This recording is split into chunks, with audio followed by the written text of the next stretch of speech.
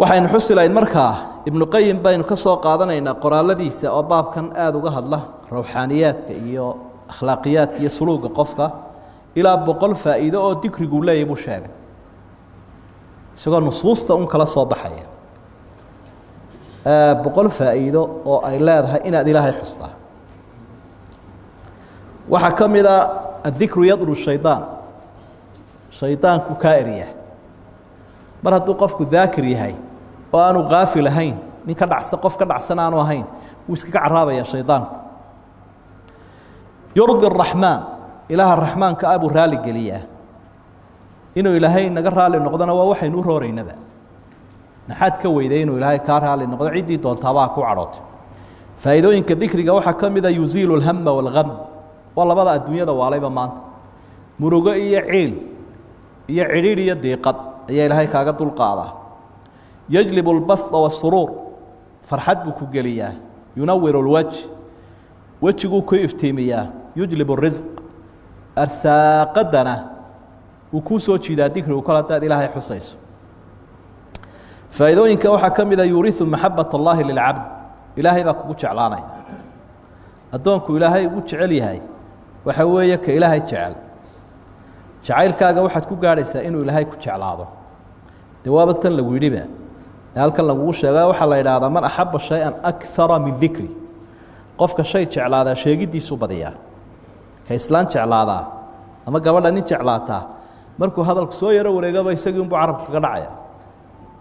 ka lacag jeclaada ee businessmanka ama ganacsadaha ahi wuxuu soo wareegaba alaabtii ka warran buu ku dambaynaya ka kursiguna wuxuu soo sheekeeyaba kambeynka halkeenu ka qaadnaabuu ku dambaynaya marka adiguna haddaad ilaahay jeceshahay dhinacun baad ka in yar marka hadalku socdaba dikri baad ku soo dhacaysa taasoo iskaba yarba dikriga faa'iidooyinkiisa waxaa ka mid ah wuxuu keenaa inuu ilaahay adiga ku xuso bal adigaagan yara miskiinka halkaagan iska jooga ifkan meeshan ku nool hadduu ilaahay kaa xuso fowqa alcarsh bal ka war man dakaranii fii nafsihi dakartuu fii nafsi waman dakaranii fii malain dakartuu fii malain khayrin minhu xadiidkii saxiixa ah qofka si gaara i xusa anigu si gaaraan xusaya qofka jamac dhexdii igu xusana waxaan ku xusi doonaa buu ilaahay oon ku ammaani doonaa jamackiisa ka wanaagsan oo dee malaa'igta ah qalbiguu nooleeyaa dikrigu cidladu kaa biiya yuziilu lwaxsha dadku had iyo jeer istarasti baa haya iyo qulub caalamkan oo way iska diiqadaysan yihiinoo qofku kaa didayaaba haddaad saa u egto qof waliba wuxuu jecel inuu meel iskaga xidhnaado markaa qofku cidladu ka ba'aya oo xayaatadiisu takuunu xayaata almusta'nis yaxudu sayi'aat intan oo dhan nusuustaa laga wada qaadanaya dembigaa ilaahay kaaga dhaafaya qofka u anfacaa dikrigu xaaladdu markay adkaato qofku intuu daakir yahay ilaahay xusayo malaa'igtuna way soo degaysaa naxariistuna way soo degaysaa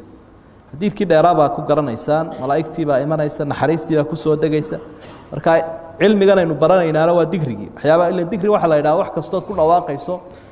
ama aad qalbiga ka samaynayso ama aad xubnaha ka samaynayso ilaahay kaaga raaliya uu ku faray subxaana wa tacaala waxaad kaga raysataa xanta iyo beenta iyo nacnacda hadalka dee ilaa carabkan aamusi maayo ama wax khayr labuu haynayaa ama dhan kale u kacayaa iminka inaad tidhaahdo waan fadhiyayaa maanta o dhan maya tamar baa kugu jirta tamarta ama xagga dikrigiiyo khayrkaad u jeedinaysa ama xaggii kale aynu u daldalmi jirnay ayaad u duwaysa maalinta qiyaamaha xasrada iyo murugadu kaa dulqaadaa dikrigu macnaheedu markaa waxa weeye qof kastoo meel fadhiista oo kii nebigu xusayey ummadda meel fadhiisateen ilaahayba xusni maalinta qiyaamaha way ka murugoodaan carshuraxmaanka harhkiisaa lagu helaa inaad ilaahay ilowdaabaad kaga baxsanaysa munaafiqnimadaa lagaga badbaadaa shayga la idhaahda in ilaahay la xuso waa cibaadooyinka u fudud dikrigu dee carabkubaad ka wadaysa hawl badanba kuguma leh shaydaan unbaa kaa hor jooga axaadiid badani siday tilmaamayso beeraha jannada waxaa lagu beeraa dikrigaa lagu beeraa laa xawla walaa quwata ilaa billaah sida kaasoo kale dikrigaasoo kale dikriga faa'iidooyinkiisa waxaa ka mid ah colka shaydaanka ee kugu soo ururay wuu kaa kala firdhiyaa adduunyada wixii kaa kala firdhayna ilaahay wuu kugu soo ururiyaa shukrigana waa waxyaabaha u weyn oo waa kan ilaahay isku cadfay faa'iidooyinkiisa waxaa ka mid a waxaad ku heshaa malaa'igtu inay kugu sallido intaad ilaahay xusayso subxaanahu wa tacaala dee aad bay u badan yihin caawo dhan haddaynu wadno kuwaayaalahaasaa ka mid a faa'iidooyinka dikriga waxyaabaha ugu sii fiican waxaa ka mid a ilaahay uu jecel yahay subxaana allahi walxamdu lilaahi walaa ilaaha ila allah wallahu akbar qur-aanka akhrintiisa bukhaari waxa uu ku soo khatimay xadiidkii saxiixa ahaa uu nebigu xusayay calayhi salaatu wasalaam kelimataani khafiifataani cala lisaani haqiilataani fi lmiisaani xabiibataani ila araxmaani subxaana allahi wabixamdih subxaana allahi alcadiim maxay ku yeeli way fudud laakiin ha fududaata ee carabka way ku fududahaye bal kaalay karba inteed maanta wardiday xalay inteed wardiday shalay inteed wardiday